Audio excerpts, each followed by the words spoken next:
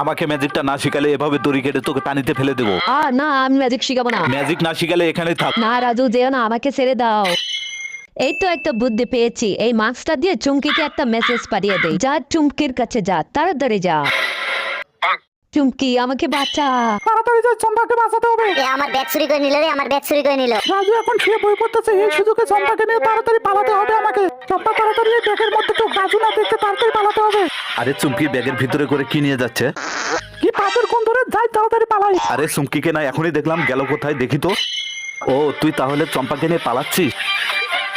চম্পা তুই পালা। আয় আমার সাথে।